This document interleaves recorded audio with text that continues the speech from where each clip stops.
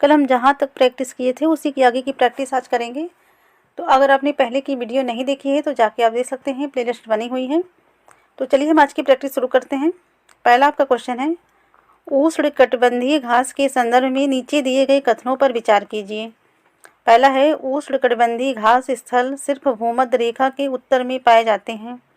दूसरा है, उष्णकटिबंधीय घास आमतौर पर छोटी होती है। तीसरा है, अफ्रीका का समाना घास स्थल उष्णकटिबंधीय घास स्थल का उदाहरण है। उपयुक्त में से कौन से कथन असत्य हैं? ए केवल 1, बी केवल 2, सी केवल 3, डी 1 और 2। तो बताइए इसमें से कौन से कथन असत्य हैं? बताइए क्या होगा इसका उत्तर? इसका उत्तर होगा डी। क्या होगा? इसका उत्तर है डी 1 और 2। आपके जो 1 और 2 कथन हैं दोनों असत्य हैं। पहला और दूसरा असत्य है, तीसरा आपका सही है। अफ्रीका का समाना घास स्थल उष्णकटिबंधीय घास स्थल का उदाहरण है। देखिए, जो उष्णकटिबंधीय घास होते हैं, उष्णकटिबंधीय घास भूमध्य रेखा के किसी भी तरफ उग जाती है और भूमध्य रेखा के दोनों ओर से उष्णकटिबंधीय क्षेत्रों तक फैली है। यह जो घास होती है 3 से 4 मीटर की ऊंचाई तक बढ़ सकती है। और सामान्य रूप से जो उष्णकटिबंधीय घास होती है, घास स्थल इस उष्णकटिबंधीय घास स्थल में हाथी, जेब्रा, जिराफ, हिरण, तेंदुआ आदि जानवर पाए जाते हैं। तो आपका जो पहला कथन है ये गलत है, दूसरा जो है ये गलत है। आपका जो तीसरा कथन है यही सही है। इसलिए असत्य कथन पूछा था, तो आपका उत्तर होगा डी 1 और 2।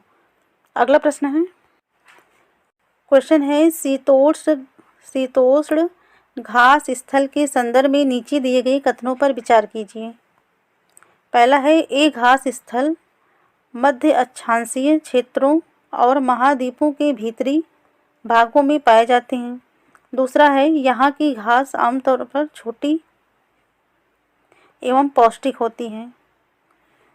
उपयुक्त में से कौन से कथन सत्य हैं? ए केवल 1, बी केवल 2, सी 1 और 2 दोनों, डी ना 1 और ना ही 2।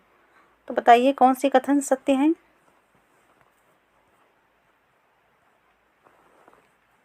उत्तर होगा इसका सी, पहला और दूसरा। आपके जो दोनों कथन हैं दोनों सत्य हैं। अगला प्रश्न है, क्वेश्चन है, इन क्षेत्रों में बहुत ही सीमित प्राकृतिक वनस्पति मिलती है। यहाँ केवल काई, लाइकेन एवं छोटी झाड़ियाँ पाई जाती हैं। ए अल्पकालिक ग्रीष्म ऋतु के दौरान विकसित होती हैं। उपयुक्त विशेषताएं किस क्षेत्र के संदर्भ में कही गई हैं? ए है भूमध्य सागरीय क्षेत्र, बी है ध्रुवीय क्षेत्र, सी है उष्ण मरुस्थलीय क्षेत्र और डी है आपका शीत मरुस्थलीय क्षेत्र। तो बताइए यह जो कथन है किसकी विशेषता है? उत्तर होगा इसका बी, ध्रुवीय क्षेत्र। देखिए, इन वनस्पतियों को टुंड्रा वनस्पति भी कहा जाता है और ये वनस्पतियाँ यूरोप, एशिया एवं अमेरिका के ध्रुवीय प्रदेशों में पाई जाती हैं। अगला प्रश्न है, क्वेश्चन है, नीचे दिए गए घास स्थलों पर विचार कीजिए। पहला है सवाना, दूसरा है वेल्ड, तीसरा है कंपोस और चौथा है लानोस। उपयुक्त में से कौन से उष्णकटिबंधीय घास स्थल के उदाहरण हैं? कौन से उष्णकटिबंधीय घास स्थल के उदाहरण हैं? आपको उत्तर कोड की सहायता से देना है। ए है केवल 1 और 2, बी है केवल 2, 3 और 4, सी है केवल 1, 3 और 4, डी है उपयुक्त सभी। तो बताइए इसका सही उत्तर क्या होगा? उत्तर है इसका सी, केवल 1, 3 और 4। पहला, तीसरा और चौथा सवाना, कंपोस और लानोस क्या है? उष्णकटिबंधीय घास स्थल के उदाहरण हैं।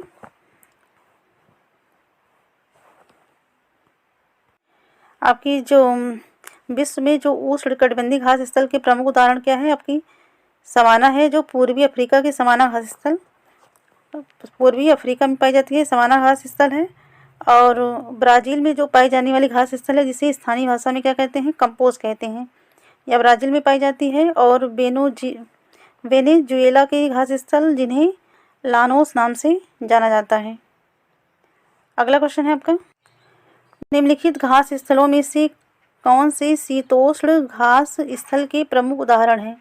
पहला है पंपास, दूसरा है प्रेयरी, तीसरा है वेल्ड, चौथा है स्टेपी और पांचवा है आपका डाउन्स।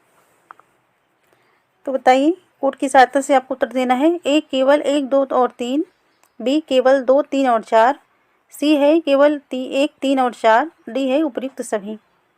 तो इनमें से आपको शीतोष्ण घास स्थल के प्रमुख उदाहरण बताने हैं, कौन से हैं? उत्तर होगा इसका डी, उपयुक्त सभी। ये सभी जो हैं शीतोष्ण घास स्थल के उदाहरण हैं। पंपास जो है आपका, ये है दक्षिण अमेरिका में पाया जाता है, और प्रेयरी जो है उत्तर अमेरिका में, पंपास दक्षिण अमेरिका में और प्रेयरी उत्तर अमेरिका में। और आपका जो बेल्ट है ये दक्षिण अफ्रीका में, और स्टेपी जो है मध्य एशिया में, और डाउन्स कहाँ? ऑस्ट्रेलिया में। ठीक है, अगला प्रश्न है मानव बस्तियों के संबंध में नीचे दिए गए कथनों पर विचार कीजिए। पहला है वही स्थान जहाँ भवन अथवा बस्तियाँ विकसित होती हैं उसे बसाव स्थान कहते हैं। वही स्थान जहाँ भवन अथवा बस्तियाँ विकसित होती हैं उसे बसाव स्थान कहते हैं।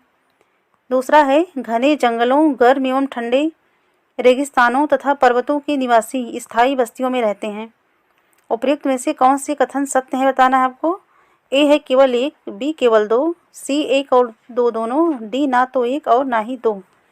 बताइए कौन से कथन सत्य हैं।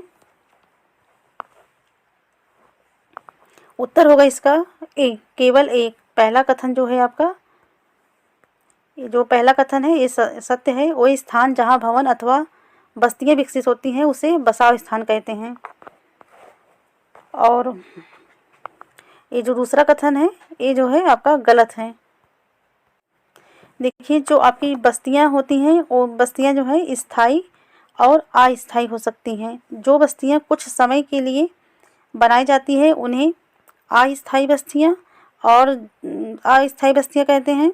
जैसे घने जंगलों, गर्म एवं ठंडे रेगिस्तानों तथा पर्वतों के निवासी अक्सर अस्थायी बस्तियों में रहते हैं।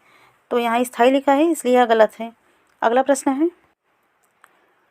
प्रकीर्ण प्रकार की बस्तियां मुख्यतः किन क्षेत्रों में पाई जाती हैं। पहला है पहाड़ी क्षेत्रों में, दूसरा है मैदानी क्षेत्रों में, तीसरा है तटीय क्षेत्रों में, चौथा है घनी जंगली क्षेत्रों में। कोड की सहायता से उत्तर देना है। ए केवल 1 और 3, बी केवल 1, 2 और 4, सी केवल 2, 3 और 4, डी केवल 1 और 4। उत्तर इसका क्या होगा? उत्तर है इसका डी, केवल 1 और 4। पहला सही है पहाड़ी क्षेत्रों में और चौथा सही है घने जंगली क्षेत्रों में। तो जो देखिए आपकी जो प्रकीर्ण बस्तियां होती हैं इनमें लोगों के घर दूर दूर व्यापक क्षेत्र में फैले होते हैं, और इस प्रकार की बस्तियां जो हैं मुख्यतः पहाड़ी क्षेत्रों, घने जंगल एवं अति विषम जलवायु वाले क्षेत्रों में पाई जाती हैं। और जो सघन बस्तियां होती हैं उसमें क्या होता है, घर पास पास बने होते हैं। अगला प्रश्न है, क्वेश्चन है निम्नलिखित में से कौन सा सड़क का भूमिगत निर्माण है। ए है फ्लाईओवर, बी है एक्सप्रेसवे, सी है सबवे, डी है इनमें से कोई नहीं। बताइए सड़क का भूमिगत निर्माण क्या है। उत्तर होगा इसका सी, सबवे। अगला प्रश्न है, क्वेश्चन है विश्व का सबसे लंबा रेल मार्ग है। ए है कैनेडियन पैसिफिक रेल मार्ग, बी है ट्रांस साइबेरियन रेल मार्ग, सी है सेंट्रल पैसिफिक रेल मार्ग, डी है केप काहिरा रेल मार्ग। तो बताइए इसका उत्तर क्या होगा। उत्तर है इसका बी, ट्रांस साइबेरियन रेल मार्ग। अगला क्वेश्चन है जल मार्ग के संबंध में नीचे दिए गए कथनों पर विचार कीजिए। पहला है अधिक दूरी में भारी एवं बड़े आकार वाले सामानों को ढोने के लिए जल मार्ग सबसे सस्ता साधन है। कथन दूसरा है केवल नदियों का उपयोग अंतर्देशीय जल मार्ग के लिए होता है। तो उपयुक्त में से कौन से कथन सत्य हैं। ए है केवल 1, बी है केवल 2, सी है 1 और 2 तीनों, डी है ना तो 1 और ना ही 2। बताइए उत्तर क्या है इसका। उत्तर है इसका ए, केवल 1। आपका जो पहला कथन है सही है। अधिक दूरी एवं भारी एवं बड़े आकार वाले सामानों को ढोने के लिए जलमार्ग सबसे सस्ता साधन है। और दूसरा जो कथन है आपका असत्य है। देखिए, जो जलमार्ग हैं मुख्यतः 2 प्रकार के होते हैं, अंतर्देशीय जलमार्ग एवं समुद्री मार्ग। तो जो नौ वहन योग्य नदियाँ एवं झीलों का उपयोग अंतर्देशीय जलमार्ग के लिए होता है। तो यहाँ केवल नदियाँ दिया है, तो झीलों का भी होता है। तो कुछ महत्वपूर्ण अंतर्देशीय जलमार्ग हैं, जैसे गंगा ब्रह्मपुत्र नदी तंत्र, उत्तर अमेरिका में ग्रेट लेक्स एवं अफ्रीका में नील नदी। अतः इस प्रकार आपका जो दूसरा कथन है असत्य है। अगला प्रश्न देखते हैं। क्वेश्चन है, अमेजन नदी बेसिन के संदर्भ में निम्नलिखित में से कौन से कथन सत्य हैं? पहला है, अमेजन नदी बेसिन भूमध्य रेखा के आसपास फैली है, जिस कारण यह पूरे वर्ष गर्म एवं नम जलवायु रहती है। दूसरा है, यहाँ का मौसम दिन एवं रात दोनों ही समय लगभग समान रूप से गर्म एवं आर्द्र रहता है। तीसरा है, इस प्रदेश में लगभग प्रतिदिन वर्षा होती है, यह भी बिना किसी पूर्व चेतावनी के। कूट की सहायता से उत्तर देना है। ए केवल 1 और 2, बी केवल 2 और 3, सी है केवल 1 और 3, डी है 1, 2 और 3। तो बताइए इसका सही उत्तर क्या है?